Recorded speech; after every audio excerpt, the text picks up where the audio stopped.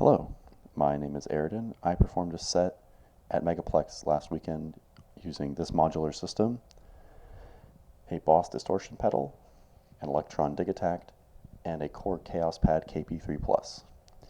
This video is an overview of the setup that I used, how it's connected, and how I made the patch on the modular, as well as what's actually going on in this massive mess of cables here. So yeah, let's get right in. So starting with the signal path, we have the output of the modular right here going into the external input of the Digitact. And the Digitact is my main sampler, sequencer, and effects unit. And it applies delay and reverb, I guess no delay on this pattern, but lots of reverb, as well as master compression to the incoming signal, as well as all the sample tracks.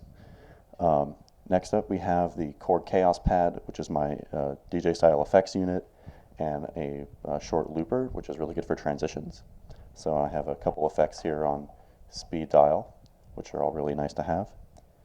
So yeah.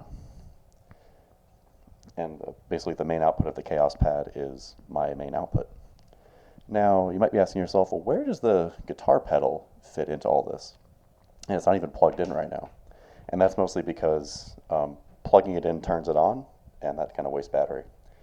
But the way that's connected is the Mother 32 has a second output, and that second output is a line output 1/4 inch on the back, and that is what I'm using to feed this guitar pedal. So that's the other end of this cable, and the guitar pedal goes into this mixer to not really be a mixer, but more to be a ghetto amplifier, because the actual main mixer is the 4MS Listen 4/4 right here. And it's not plugged in right now, but the output of this mixer goes to channel 1 here. And because this is a Eurorec mixer, it expects really high levels, I have to use something to amplify this line level signal to Eurorec levels. So it's on the same gain level. So that is that. Sequencing wise, it's mostly the Digitact, but I do also have the IntelliGel Metropolis here, especially for the acid pattern, as this was running the show for that. So let's get into the actual nitty-gritty of this patch. So on a high level, we have, let's say, 3 voices. Voice A, or voice 1, just going by the MIDI channel in here, would be qubit scanned through the Instro A-through wave folder, and that just goes to channel 2 here. Voice 2 is the Instro arbor, straight into the main out, and voice 3 is the most complicated one. It's the Mother 32, Dixie 2 Plus, and I have an envelope over here modifying it, and that goes through Disting Mark IV in stereo chorus mode into channel 4. As mentioned before, I have the output of the distortion pedal going into channel 1, even though it's not plugged in. So those are the 3 main parts, and the purpose of each part, it really depends on the song. Generally, scanned is just this rhythmic but tonal element. Not generally a bass, but it's like a low mid kind of thing. The arbor is only used in 2 songs, but it's this background textural atmospheric pad thing. And the Mother 32 and Dixie voice is the most in your face and present one. It's the big soaring lead in third. It is the repetitive synth bass at the second half of retro. Let's see what else. It's one of the layers in dark style. I don't know, it does a lot, and most importantly, it is the acid bass in acid, of course, through that distortion pedal. So the way I actually control this whole system is I'm only interacting with a few controls. A lot of these controls just stay the same throughout the entire set, and I use macro controllers like the Emblematic Systems Catalyst or the Delptronics WeChuck, which is very, very fun to play with, to actually wiggle things around so everything else stays where it is. Um, let's see, what else should I get into next?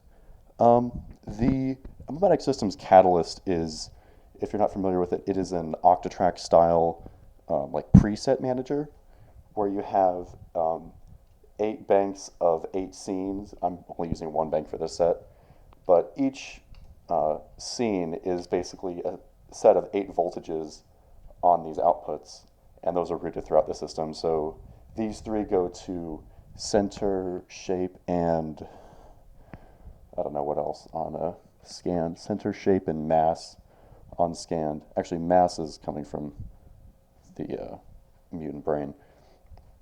Let's see. I have 2 of these outputs going over to control transposition on Metropolis. One of them controls octave transposition. The other controls raw semitone transposition. Let's see, what else?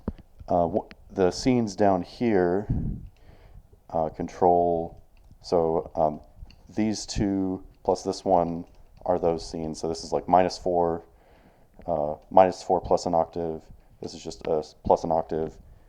This scene's a bit special because it takes this oscillator up a fifth. So halfway through acid, I'll go over here and do this, and that's how you get that nice like power chord sound. These 2 in the middle also serve to control the Arbor's internal reverb. So during retro, I'll put it on this one, and then towards the end, to really make the reverb swell, I'll crank the amount fully. So I believe it's this cable, yeah, this one here. So look at this LED here. When I go to this set, it like, this was partially negative, and then here it's like really negative. So it really cranks the reverb, and it makes it like kind of feedback, and I don't know, it's kind of hard to describe. But so that's what Catalyst is controlling. The Delptronics Wheat Chuck is only controlling one thing, and that is the filter cutoff of the Mother 32, but it actually does that conditionally. And that's done via the button output here. So I know the cable ties make things hard to see, but take my word for it. So the Z output here controls the VC mix on the Mother 32, which is basically just a voltage-controlled crossfader between 2 inputs. And what this does is it takes the VC mix knob from responding to the normal like envelope that I'm using to responding to the tilt sensor in the Wheat Chuck. So it's like, it only responds to this when I hold this down. It's kind of like a temporary latch, basically. So that's what's going on with these 4 cables here. Let's see, what else should I mention? I have Maths channel 1 here serving as a fake sidechain. So if I go and is my MIDI not even plugged in? Oh wow, it's not. Let me do that real quick.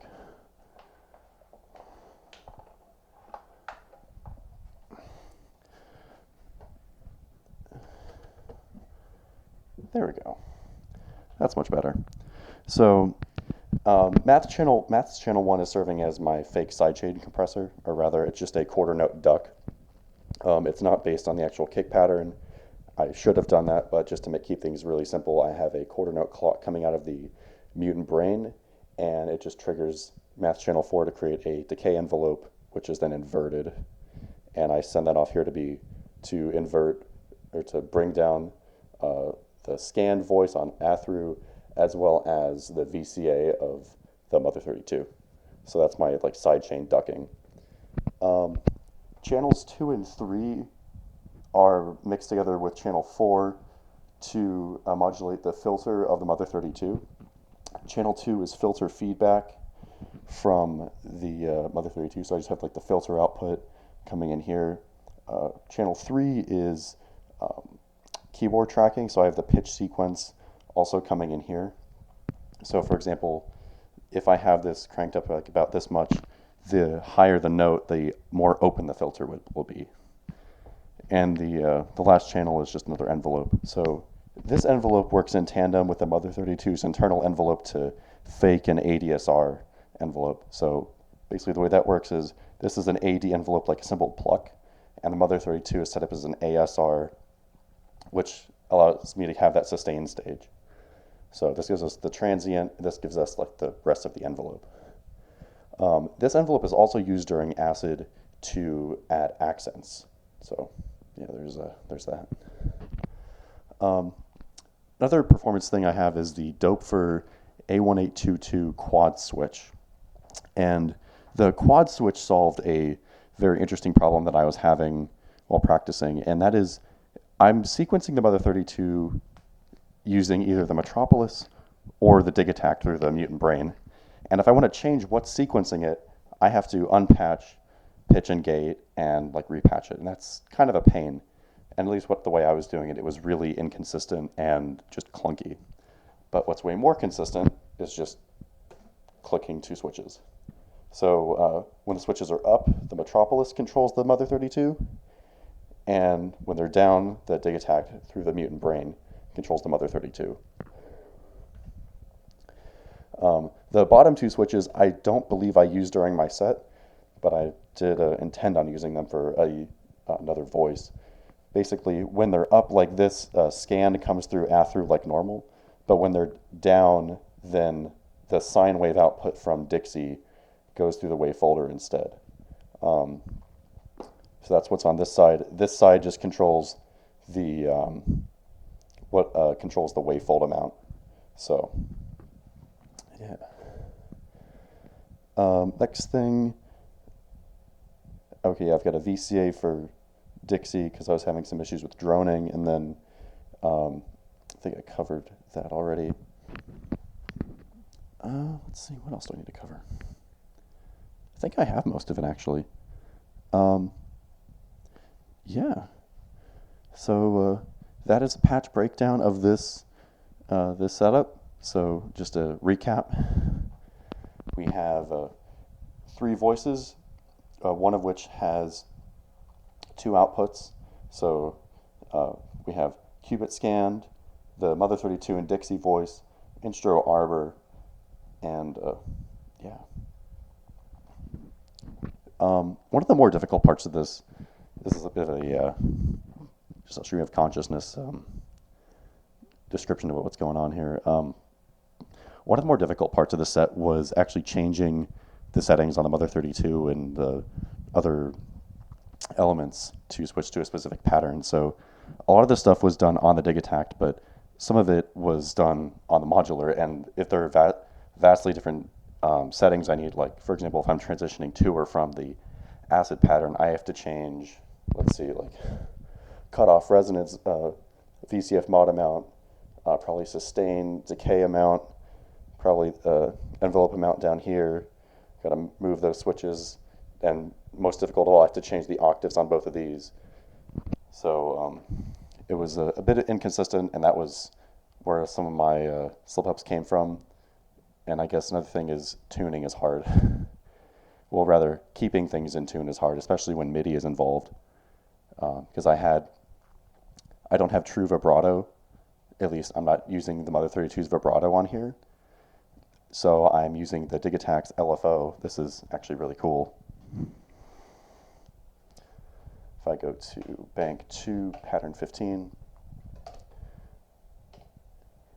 I have the LFO set to modulate pitch bend only by 1.5 semitones, but it fades in over time, so you get this really dynamic vibrato, and that was how I did that on that soaring lead in the middle of third. So yeah, the issue, the reason I bring this up is that notice this is on MIDI channel D.